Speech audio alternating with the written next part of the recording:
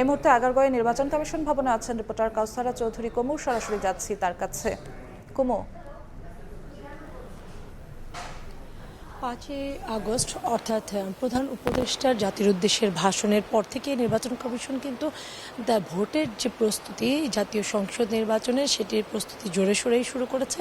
আমরা এর আগেই দেখেছিলাম তাদের নির্বাচন কমিশন তাদের নানা রকম কাজগুলো, বিশেষ করে ভোটার তালিকা হালনাগাদ, ভোট কেন্দ্র স্থাপন, এই ধরনের সংক্রান্ত সমস্ত কাজই কিন্তু তারা এগিয়ে নিয়েছিল। কিন্তু 5 তারিখের পর জোরে সোরেই কাজ করছে। আমরা ইতিমধ্যে তারা সম্ভাব্য যে ভোটার সেই তালিকাও প্রস্তুত করে প্রায় 12,78,000 মতো ভোটার হতে পারে এবার ত্রয়োদশ জাতীয় সংসদ নির্বাচনে। একই সাথে তারা এই ভোটারের উপর ভিত্তি করে কিন্তু ভোট কেন্দ্রেরও সম্ভাব্য একটি তালিকা প্রস্তুত করেছে নির্বাচন কমিশন। এবার গতবারের চেয়ে হয়তো কিছু সংখ্যক ভোট কেন্দ্রও বাড়বে, কারণ যেহেতু ভোটারের সংখ্যা বাড়ছে সেক্ষেত্রে ভোট কেন্দ্রও বাড়বে। 45,096টি ভোট কেন্দ্রের সম্ভাব্য তালিকা তৈরি করেছে নির্বাচন কমিশন।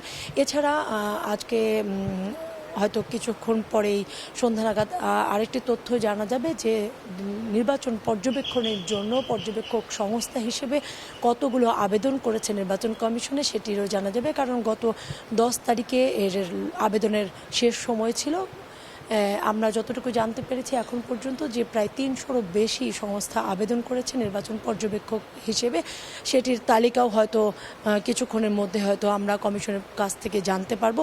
এই ধরনের নানা প্রস্তুতি আসলে নির্বাচন কমিশন নিয়েছে, যেহেতু একটি আরপিওর খসড়াও চূড়ান্ত করেছে নির্বাচন কমিশন। সেটি কিন্তু আইন মন্ত্রণালয়ে পাঠানো হয়েছে এবং পাঠিয়ে সেটি ভেটিংয়ের জন্য পাঠানো হয়েছে। সেখানে আইন মন্ত্রণালয় থেকে আসলে সেটারও কিন্তু চূড়ান্ত একটি সিদ্ধান্ত হবে। অর্থাৎ ভোটের জন্য যা যা সার্বিক প্রস্তুতি সব কিছুই কিন্তু কমিশন নিয়েছে। ইতিমধ্যে আমরা জানতে পেরেছি যে 8 ধরনের যে সরঞ্জামাজি ভোটের সেগুলোও তারা কেনাকাটা প্রায় শেষের পথে তাদের। এই ছিল আসলে কমিশনের যে সার্বিক যে ভোটের প্রস্তুতি সেই খবর। আগারগাঁওয়ে নির্বাচন কমিশন থেকে সরাসরি যুক্ত হয়েছিলেন সহকর্মী কাউসারা চৌধুরী কুমু।